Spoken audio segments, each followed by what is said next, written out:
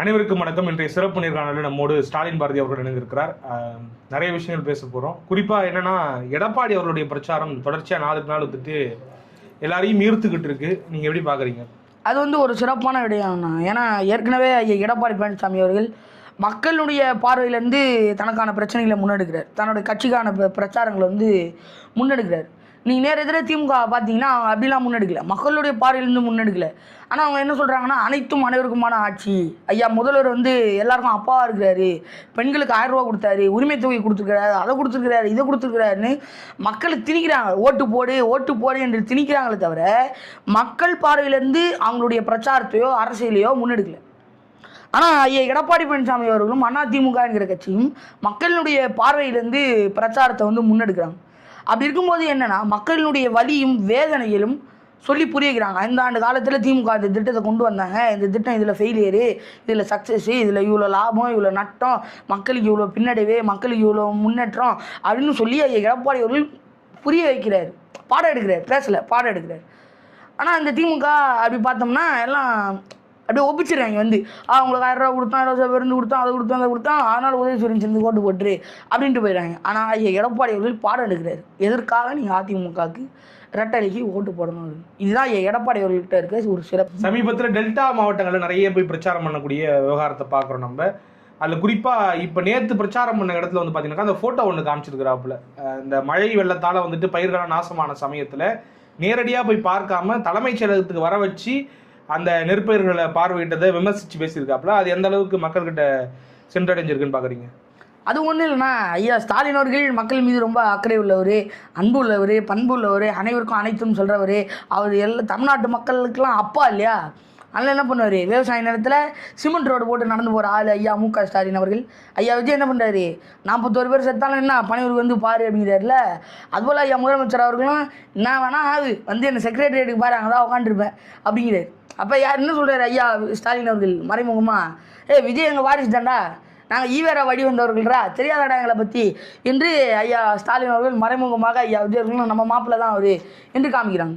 அப்படி இருக்கும்போது இந்த ஒரு விடயத்தை நம்ம உதாரணத்துக்கு சொல்கிறோம். அப்போ இவங்க மக்கள் மீது எவ்வளோ அக்கறை உடையவர்கள், எவ்வளோ அன்புடையவர்கள், எவ்வளோ பண்புடையவர்கள், மக்களுக்கு ஒன்றுனா ஓடி போய் ஐயா ஸ்டாலின் அவர்கள் பாப்பாரு அப்படிங்கிறது இந்த விடயம் மூலமாக புரிய வருது. ஓகே, தொடர்ச்சியாக முதல்வர் அங்கே போகிறப்பெல்லாம் நான் டெல்டாக்காரன் சொல்லிட்டு இருப்பாப்புல. அதையுமே விமர்சித்து எடப்பாடி அவர்களும் டிடி அவர்களும் சேர்ந்து போய் அந்த இடத்த பிரச்சாரம் பண்ணியிருக்கிறாங்க. அது எந்த அளவுக்கு ஒர்க் அவுட் ஆகும்னு நினைக்கிறீங்க? 2 பேரும் ஒன்றா சேர்ந்து டெல்டா மாவட்டங்களில் பயணம் மேற்கொள்றது. எடப்பாடி பழனிசாமி அவர்கள் செஞ்சதில் ஐயா எடப்பாடி அவர்களுடைய கால் தூசி கூட செய்யலை ஐயா ஸ்டாலின் அவர்கள் டெல்டா மாவட்டங்களுக்கு. ஆனே போயிட்டு நான் டெல்டாக்காரன் அப்படின்னா நீங்கள் உண்மையிலே டெல்டாக்காரர் தானே? உங்களுடைய வரலாறுகள் தோண்டி எடுத்தால் என்ன ஆகும்? இவ்வளோ பிரச்சனைகள் இருக்குது. இவர் 1% கூட விவசாயிகளுக்கு எதுவும் செஞ்சு கிடையாது. பயிர் தொழிலாளிகள் பயிரெலாம் நினைஞ்சு சேதம் அடைஞ்சப்ப இவர் போய் பார்த்தாரா? என்ன சொன்னாங்க, அதெல்லாம் பயிரெலாம் நல்லா தான் இருக்குது, நாங்கள் கொடுத்துருவோம் கடைசி வரைக்கும் காப்பீடு கொடுப்போம்னு சொன்னாங்களே தவிர, இழப்பீடு கொடுப்போம்னு சொன்னாங்களே தவிர கொடுக்கல. எடப்பாடி பழனிசாமி அவர்கள் டெல்டா பாதுகாப்பு மண்டலங்களை உருவாக்கி இருக்கிறாங்க. ஸ்பெஷல் எக்கனாமிக் ஜோன் சொல்லுவாங்க, பொருளாதார சிறப்பு மண்டலங்களை உருவாக்கி கொடுத்துருக்காங்க. பயிர் தொழில் அந்த பயிர் கடன் வாங்கியிருப்பாங்களே அதெல்லாம் ரத்து பண்ணியிருக்காங்க. எவ்வளோ விடயங்கள் பயிர் தொழிலாளிகளுக்காக எடப்பாடி பழனிசாமி அவர்கள் செஞ்சுருக்கிறார். ஐயா மு.க. ஸ்டாலின் என்ன செஞ்சுருக்கிறார்? ஐயா எடப்பாடி பழனிசாமி அவர்கள் குடிமராத்து பண்ணி நிலத்தடி நீரை உயர்த்தத்துக்கான வேலையை பண்ணார். நடந்தாய்வாழ் காவிரி திட்டங்களை கொண்டு வந்தார். தடையற்ற மின்சாரம் அப்படின்னாரு. இந்த பயிர் தொழிலாளிக்கெலாம் நாங்கள் மின்சாரத்தை வழங்குவோம் அப்படின்னாரு. நீங்கள் என்ன பண்ணீங்க? ஐயா ஸ்டாலின் அவர்கள் என்ன செஞ்சார்? ஆனே போயிட்டு டெல்டாவுக்கு போயிட்டு நான் டெல்டாக்காரன் தான் அப்படின்னா, ஐயா எடப்பாடி பழனிசாமி அவர்கள் கூட ஐயா டிடிவி தினகரன் இருக்காரு, அவர் உண்மையான டெல்டாக்காரு, உண்மையான டெல்டா மாவட்டத்தை சார்ந்தவர். ஐயா எடப்பாடி அவர்களோட ஐயா டிடிவி தினகரன் அவர்கள் கை கோர்த்தது ஐயா எடப்பாடி பழனிசாமி அவர்களுக்கே அது ஒரு ப்ளஸ்ஸாக அமையும் அப்படிங்கிறது ஊடகவியலாளர்களுடைய கருத்து. நீங்கள் ஆனந்த போய்ட்டு டெல்டாக்காரன் எனக்கு ஓட்டு போட்டுன்னா உண்மையானவங்களுக்கு ஓட்டு போடுவாங்களா, திருச்சியில் ஓடி வந்தவங்களுக்கு ஓட்டு போடுவாங்களா? சிந்திச்சு பார்க்கணும். நாளுக்கு நாள் எடப்பாடி பழனிசாமி அவர்கள் செல்லக்கூடிய அந்த பொதுக்கூட்டங்களுக்கு பார்த்தீங்கன்னா நிறைய மக்கள் திரண்டு வராங்க. மாறா முதலமைச்சர் போடக்கூடிய அந்த பொதுக்கூட்டங்களில் காலிச்சார்களுக்கு இடையில பேசிக்கிட்டு இருக்காரு. அப்போ மக்கள் மத்தியிலேயே ஒரு பெரிய அதிருப்தி இருக்கிறத சைலண்டாக வெளிப்படுத்துறாங்களா? சைலண்ட் வேவ் கிரியேட் ஆகிட்டு இருக்கா? 23ஆம் தேதி தான் தெரியுமோ? ஆமாம், நிச்சயமாக. நம்ம ஏற்கனவே சொல்லியிருந்தோம், அதிமுகவினுடைய கிராஃபில் ஒரு பெரிய ஏறுமுகம் தெரியுது. திமுகவினுடைய கிராஃபில் பெரிய சறுக்கல் தெரியுது. காரணம் என்ன அப்படின்னா, அது திமுகவினுடைய இந்த 5 ஆண்டு கொடூரமான கேவலமான ஆட்சி தான், திமுகவினுடைய இந்த ஆட்சி தான் அப்படின்னு நம்ம சொல்லிடணும். ஆனால் எடப்பாடி அவர்கள் மேலே ஒரு நம்பிக்கை வந்திருக்கு மக்களுக்கு. பெரிய கட்சியாக இருக்கக்கூடிய பிஜேபியே 27 சீட்டு கொடுத்துருக்காரு, அவங்களே தான் கையில் வச்சுருக்கிறாரு. ஆனால் காங்கிரஸ் வந்து திமுக கையில் இல்லை, காங்கிரஸ் கையில் தான் திமுக இருக்குது என்ற வகையில் மக்கள்லாம் பேசுகிறாங்க. கூட்டணியில் அதிருப்தி இருக்குது. கூட்டணியில் இருக்கிறவங்களே திமுக எதிராக தேர்தலில் வேலை செய்ய நிறைய வாய்ப்புகள் இருக்குது, இல்லைன்னுலாம் சொல்லவே முடியாது. ஆனால் அதிமுக நேரடியாக நீங்கள் பார்த்தீங்கன்னா அந்த வாய்ப்பே இல்லை. ஏன்னா எடப்பாடி அவர்கள் அனைவரையும் பூர்த்தி செஞ்சுருக்கிறார். அந்த போதும் என்கிற மனப்பான்மையில் திருப்தியோட கூட்டணியில் இருக்கக்கூடியவங்கள வச்சுருக்கிறாரு, பாதுகாக்கிறாரு. ஆனால் நேரடியாக திமுக பாருங்க அப்படிலாம் இருக்கா? இல்லவே இல்லை. திட்டமிட்டு வந்து நகர்த்துறாங்க. ஆனால் உண்மையிலே ஸ்டாலின் அவர்கள் மேலே மக்களுக்கு ஈர்ப்பே இல்லை. ஏதோ கூட்டத்தை கூப்பிட்டு காசு கொடுக்குறாங்க, குவார்ட்டருக்கு கொடுக்குறாங்க, பிரியாணி கொடுக்குறாங்க. அதை வாங்கிட்டு மக்கள் என்ன பண்ணணுமோ அதை சரியாக பண்ணுவாங்க. சமீபமாக ஐயா உதயநிதி அவர்களுடைய மீட்டிங் நம்ம பார்த்தோம், அங்கேயும் காலியாக இருக்குது. ஐயா ஸ்டாலின் அவர்களுடைய மீட்டிங் பார்த்தோம், அதுவும் காலியாக இருக்குது. நீங்கள் 500 ரூபா கொடுத்து கூப்பிட்டாலும் மக்கள் வருவதற்கு தயாராக இல்லை. அப்போ மக்களே பொய்யா சொல்லிருப்பான்டா, எங்கிட்ட ஏன்டா போகிற அப்படின்னு மக்களே புரிஞ்சுக்கிறாங்க. ஓகே, 2 பக்கமும் நடக்கக்கூடிய அந்த சூழலை பார்க்குறப்ப இந்த பக்கம் பார்த்தா அவருக்கு ஒரு பக்கம் ஆதரவு பெருக்கிக்கிட்டு இருக்கு, இவருக்கு ஒரு பக்கம் பார்த்தீங்கன்னாக்கா பெருசாக கூட்டம் வரல அப்படிங்கிற அந்த டெஸ்பிரேஷனில் நிறைய பேச ஆரம்பிச்சிட்டார் ஸ்டாலின் அவர்கள். என்னென்னா சமீபத்தில் பேசியிருக்காரு, எடப்பாடி பெரிய யோக்கியர் மாதிரி ஊரூராக போய் பேசுகிறாரு அப்படின்ட்டு. அதை எப்படி பார்க்குறீங்க?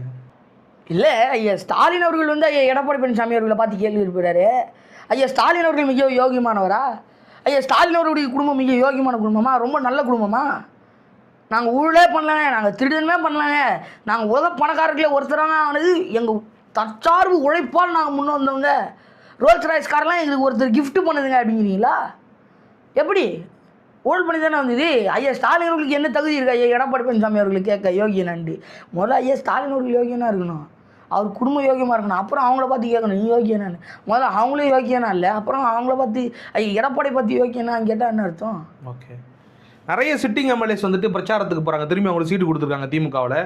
போகிற இடத்துலலாம் மக்கள் வந்து கேள்வி கேட்குறாங்க, ஊருள்ள வராதிங்கன்னு சொல்கிறாங்க. அதெல்லாம் எப்படி பார்க்குறீங்க? சமயமாக நாங்கள் கூட போனோம், ஒரு நிலவரம் எடுக்கலாம் அப்படின்னு போனப்போ மக்கள் சொல்கிறாங்க, நான் வெளிப்படையாக சொல்கிறேன், பெரம்பலூர் சட்டமன்ற தொகுதிக்கு போனோம்.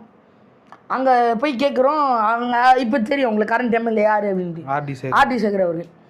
அதை போய் போஸ்டெல்லாம் இந்த மாதிரி சொல்கிறோம், இந்த மாதிரி பாருங்கள் ஓட்டு எப்படி நீங்கள் என்ன பண்ண போகிறீங்கன்னு கேட்டால் காய்கறி தூக்குறேன், ஆர்டி சேகர் உள்ளே வரல, எங்களுக்கு எதுவுமே செஞ்சு தரல, மழை வந்துடுச்சு, இவ்வளோ தூரம் தண்ணி வந்தது, எங்களுக்கு எதுவுமே நடவடிக்கை எடுக்கலை, வந்து கூட பார்க்கல, அவர் பாட்டு கோயிலுக்கு டொனேஷன் எழுதி கொடுக்க மட்டும்தான் இருக்கிறாரு, வேறு எதுவுமே கண்டுக்கலை, அவர் பாட்டு அவர் இருக்காரு, நாங்கள் இருக்கோம், எங்களை கண்டுக்கவே இல்லை. அது மக்கள் காரி காரி காரி துப்புறாங்களே தவிர என்றைக்குமே ஆர்டி சேகர் அவர்களை ஆதரிக்கவே இல்லை. அப்போ திமுக எம்எல்ஏக்கள் மேலே மக்கள் எவ்வளோ அதிருப்தியில் இருக்கிறாங்க, எவ்வளோ வெறுப்பில் இருக்காங்க அப்படிங்கிறத பாருங்கள். திமுகவில் இருக்கக்கூடியவங்களே இப்போ கடுப்பாக இருக்கிறாங்க, ஏன்பா என்னத்துப்பா மறுபடியும் ஆர்டி சேகருக்கு தரணும், வேறு யாருக்கா தரலாம்ல என்று மக்கள் பேசுகிறாங்க. போகிறாங்க, நிறைய தமிழ்நாட்டில் நிறைய பகுதிகளில் பார்க்குறோம், திமுக எம்எல்ஏ பிரச்சாரத்துக்கு போனால் அடிச்சு விட்றாங்க, ஓடு நீ எங்கள் ஏரியா பக்கம் கூட வரல, நீ எங்கள் காலில் தெருவில் என் காலை கூட எடுத்து வைக்கல, நீ எதுக்கு வர போ அப்படின்னு அடித்து விரட்டுறாங்க. இவங்க எங்கடா அடிச்சிட போனாங்கன்னு ஓடுறாங்க திமுக எம்எல்ஏக்கள். அப்படி இருக்குது இவங்களுடைய நிலைமை. கேட்டால் 200 வெல்லுவோம் 200 படைப்போம் வரலாம். முதல்ல போய் தொகுதியில் காலை வைங்க பாஸ், அப்புறம் வெல்லுவோமா மாட்டோமா அப்படின்லாம் பார்க்கலாம். மக்கள் ரெப்ரசன்டேட்டிவ்ஸ் வந்துட்டு திரும்ப மக்களை தேடி போகிறப்ப சில கேள்விகள் வரத்தான் செய்யும், கேட்பாங்க. ஆனால் சமீபத்தில் ஒரு சட்டமன்ற உறுப்பினர் இப்போ திருப்பி அவருக்கு சீட்டு கொடுத்துருக்குறாங்க. உங்களுக்கு தெரியும், அந்த கிட்னி திருட்டு வழக்கெல்லாம் வந்து அவர் பேர் அடிபட்டுச்சு. அவர் வந்து நீ எனக்கு ஓட்டெலாம் போட தேவையில்ல, லூஸுன்றாப்புல, நீ ஓட்டெலாம் போட தேவையில்ல அப்படின்றாப்புல. அதை எப்படி பார்க்குறீங்க? அவருக்கு என்ன கிட்னி திருத்தனமாக விற்று நிறைய சம்பாரிச்சு வச்சுருக்காப்புல, அவருக்கு ஒன்றும் கிட்னி விற்று நிறைய சம்பாரிச்சிருப்பாப்புல. ஏன்னா என்ன நம்ம உழைச்சி சம்பாரித்த காசா எல்லாம் கொள்ளையடிச்சு கிட்னி விற்று சேர்த்து வச்சுருக்கோம். எப்படின்னா பணம் கொடுத்து ஊழல் பண்ணி ஓட்டை வாங்கிட போகிறோம். இதில் இவங்கள வேறு நம்ம மதித்து ஓட்டு கேட்கணுமா? அந்த மக்கள் தான் வேறுன்னு ரொம்ப குறைவாக மதிப்பிடுறாங்க மக்களை. ஆமாம், எதுக்குடா எனக்கு ஓட்டு போடுற, நான் தரேன் 500 தரேன், அப்போவே ஓட்டு போடுறேன், இப்போ நான் ஒன்றா என்ன மதிக்கணுமா? இவங்க கிட்னி வேணா கூடு, அப்போ வேணா உன்னை மதிப்பேன், இப்போலாம் உன்னை மதிக்க முடியாது, கிளம்பு அப்படிங்கிற மாதிரி. சரி, இப்படிலாம் ஒரு சூழல் நடந்துக்கிட்டு இருக்குது. போகிற இடத்துலலாம் மக்கள் எதிர்ப்பு தெரிவிக்கிறாங்க. ஆனால் நேற்று பேசியிருக்கிறாப்புல, நேற்றா ஒரு முந்தா நாளாக பேசியிருக்கிறாப்புல ஸ்டாலின் அவர்கள், முன்னாடியாவது 200 சொல்லிக்கிட்டு இருந்தேன், இப்போ 234 திமுக தான் தருது அப்படின்னு சொல்லியிருக்காப்புல. இது எப்படி பார்க்குறீங்க? தன்னம்பிக்கைன்னு பார்க்குறீங்களா இல்லை மூட நம்பிக்கையாக பார்க்குறீங்களா? அது ரெண்டுத்துக்கும் நடுவில் ஐயா கலைஞர் அவர்கள் மாதிரி 2-3 அது மாதிரி இன்னொன்று ஒன்று சேர்க்கணும் நீங்கள், அது அப்புறம் ஏதாவது பார்த்து சேர்த்துங்க. ஐயா ஸ்டாலின் அவர்களுக்கு ரொம்ப மன உறுதி அதிகமாக இருக்குது, கான்ஃபிடென்ட் இருக்கலாம், ஓவர் கான்ஃபிடென்ட் இருக்கக்கூடாது. உங்கள் ஓவர் கான்ஃபிடென்ட்டுக்கு வாழ்த்துக்கள். நிறைய கேள்விகளுக்கு பதில் சொன்னீங்க, ரொம்ப நன்றி. நன்றி.